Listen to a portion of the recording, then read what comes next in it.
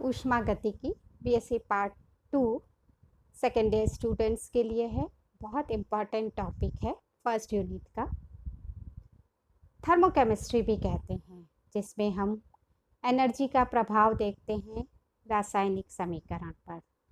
3 तरह से प्रभाव को कैलकुलेट किया जा सकता है। एक, जो उद्योग हैं, इंडस्ट्रियल प्रोसेस में किस तरह से ऊर्जा का बैलेंस रखा जाता है। दूसरा, किसी भी रासायनिक समीकरणों के दौरान ऊर्जा में परिवर्तन होता है, उसको हम कैलकुलेट करते हैं। और तीसरा, कोई भी रासायनिक अभिक्रिया किस दिशा में चलती है, उसको हम इसके द्वारा कैलकुलेट करते हैं। अब क्लासिफिकेशन ऑफ केमिकल सिस्टम को समझने के लिए हमें ऊष्मागतिकी का कुछ बेसिक जानना होगा, जिसमें ऊष्मागतिकी 2 चीज़ों से बनी है, एक तंत्र और दूसरा परिपार्श्विक, यानी सिस्टम एंड सराउंडिंग। सिस्टम ऐसे ही है जैसे हम लैब में एक बीकर लेते हैं और उसके अतिरिक्त सारी चीज़ें जो लैब में हैं वो हमारे लिए मायने नहीं रखती। तो सिस्टम जिसमें हम अध्ययन कर रहे हैं और बाकी पूरा ब्रह्मांड हमारा सराउंडिंग है।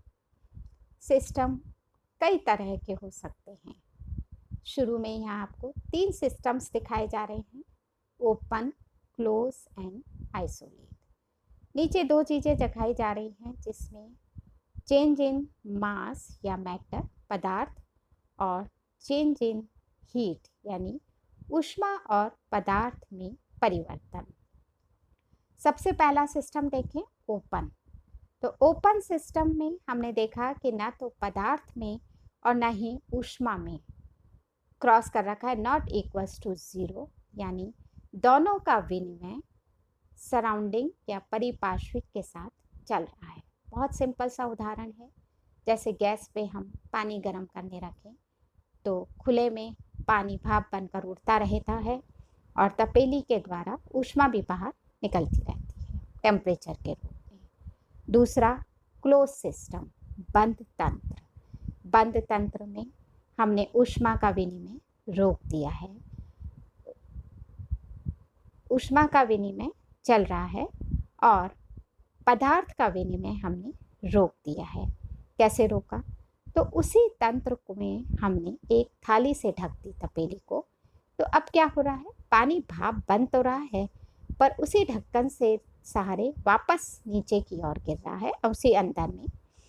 तो ऊष्मा तो अभी भी निकल रही है पर पदार्थ परिपार्श्विक में नहीं जा पा रहा। तीसरा है आइसोलेट, जिसे हम विलगित तंत्र कहते हैं और हम सब बहुत यूज़ करते हैं थर्मस फ्लास्क, जहाँ न तो पदार्थ का विनिमय होता है और न ही ऊष्मा का।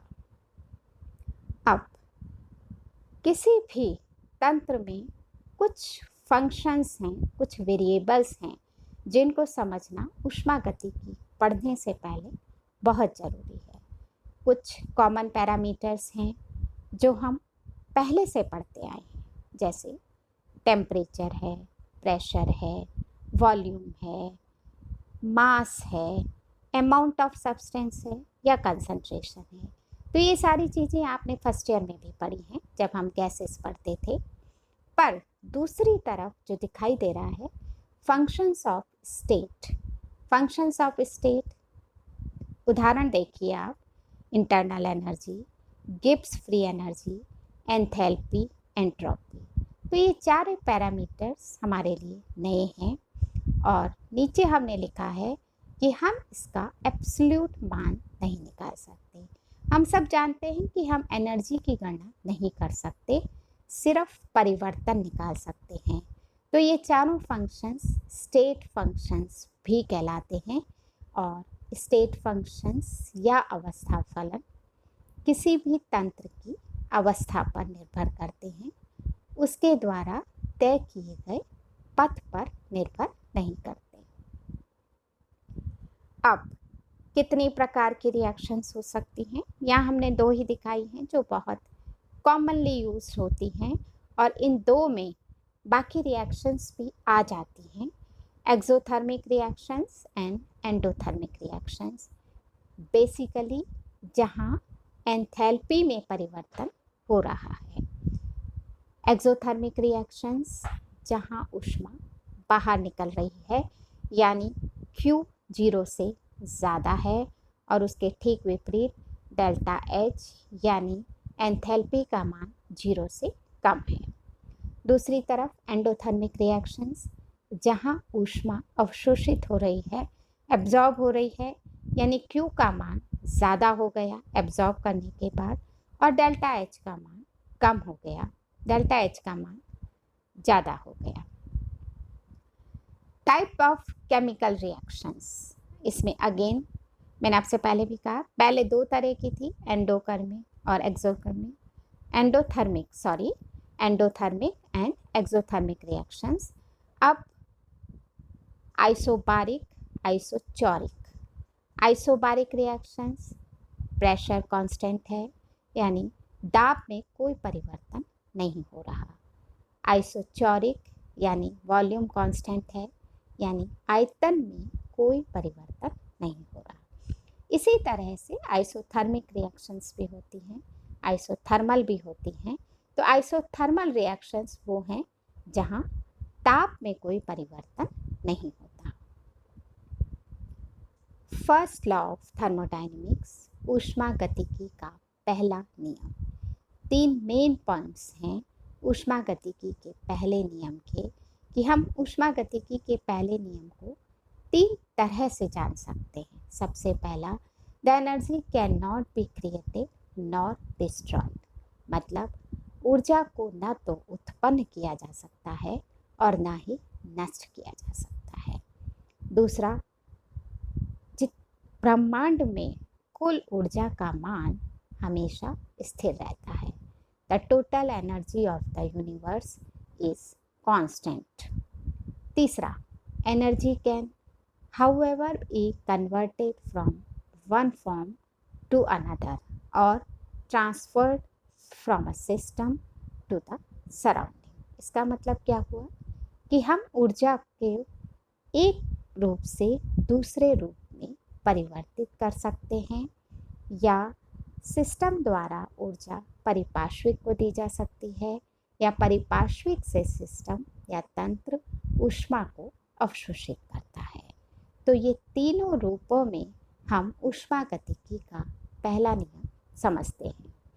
गणितीय रूप में लें तो हमने लिखा है Q बराबर डेल्टा U प्लस A, जहाँ Q क्या है, ऊष्मा का मान, कितनी ऊष्मा तंत्र में स्थित है। डेल्टा U बहुत इम्पॉर्टेंट है, आंतरिक ऊर्जा में परिवर्तन।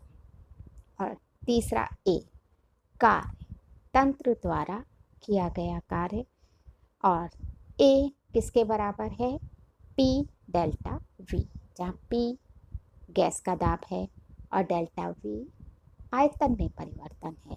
तो जिस तंत्र में हमने गैस का कोई सिलेंडर लिया है, तो सिलेंडर का जो वॉल्यूम है, जो आयतन है, उसका परिवर्तन हम देखेंगे कार्य के दौरान।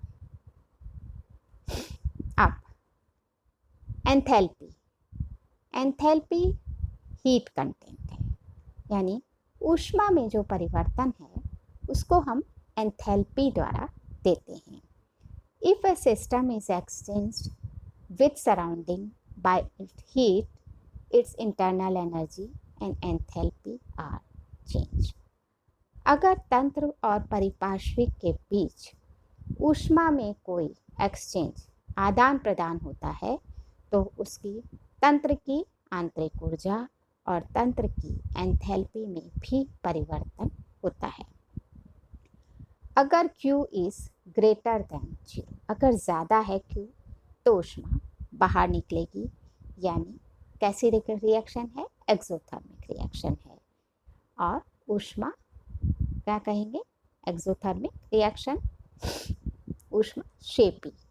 उस स्थिति में हम देख रहे हैं कि delta U is less than 0 and similarly delta H is less than 0, यानी आंतरिक ऊर्जा और एंथैल्पी का मान कम हो जाता है अगर ऊष्मा का मान ज़्यादा है।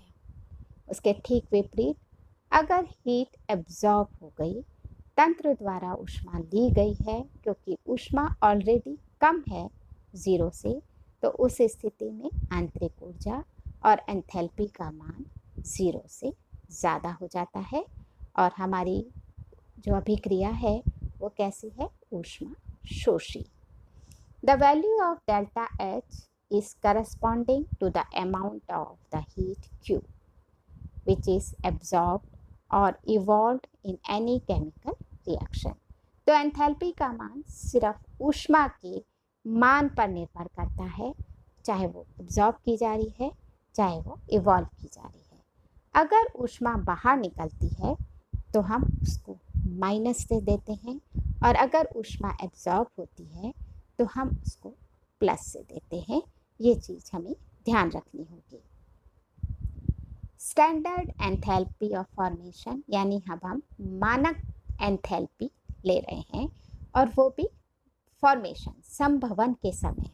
तो the standard enthalpy of formation delta H F लिखा फॉर्मेशन के लिए is the enthalpy change when 1 mole of a pure substance is formed from its element। यानी तत्वों के द्वारा 1 मोल पदार्थ बनने की अभिक्रिया के दौरान जो भी एंथैल्पी में परिवर्तन हुआ उसको हम मानक एंथैल्पी संभवन या स्टैंडर्ड एंथैल्पी फॉर्मेशन कहते हैं। अब each element must be in the physical and chemical form. हम जानते हैं कि तत्व अपनी भौतिक अवस्था में होते हैं, कोई गैस अवस्था में होता है, कोई सॉलिड अवस्था में होता है, कोई लिक्विड अवस्था में होता है। पीरियोडिक टेबल में हम देख सकते हैं।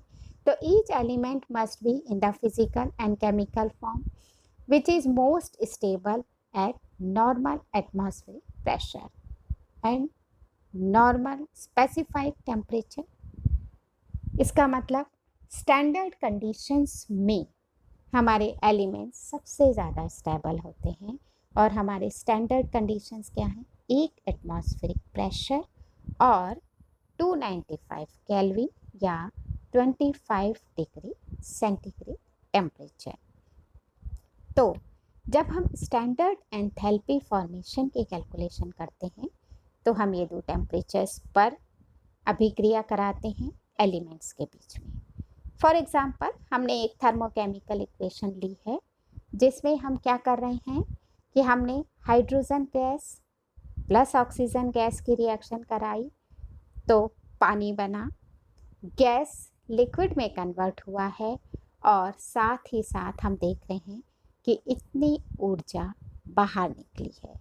तो जो बाहर निकली है वो कहलाती है गलन, क्योंकि लिक्विड से गैस से लिक्विड में कन्वर्ट हुए, तो that is delta H M और वो है -285 किलो जूल पर मोल। और यही ऊर्जा जो है वो हमारी संभवन की एंथैल्पी भी कहलाती है। तो the standard enthalpy of formation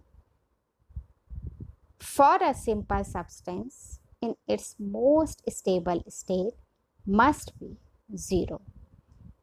मतलब संभवन की मानक ऊष्मा हमेशा स्थायी अवस्था में 0 होती है किसी भी सिंपल सब्सटेंस के लिए। कैसे कैलकुलेशन की जाए किसी भी अवस्था में चेंज इन एंथैल्पी या हीट कंटेंट की? तो हम क्या कर रहे हैं कि हमने कोई रिएक्शन कराई, जैसे पहले हमने कराई थी H2 + O2 gives H2O। तो पहले हम enthalpy standard enthalpy of formation of products लेते हैं और फिर standard enthalpy of formation of reactants, दोनों का समीशन डिफरेंस लिया और वो चीज़ हमें क्या देती है? Delta H F of substance. तो to calculate delta H we add all the delta HF values for the products multiplying each by appropriate coefficient. Appropriate coefficient means either we are taking 2, 3, 4 elements, half elements like this. Then we add all the delta HF value for the reactants and again multiply by the appropriate coefficients उसी तरह से, और फिर this can be summarized by the equation जैसा हमने दिखाया है, summation के साथ प्रोडक्ट्स माइनस रिएक्टेंट्स। तो इस तरह से हम कैलकुलेट कर सकते हैं heat of formation of standard compounds in standard conditions. This is all about elementary idea of thermodynamics.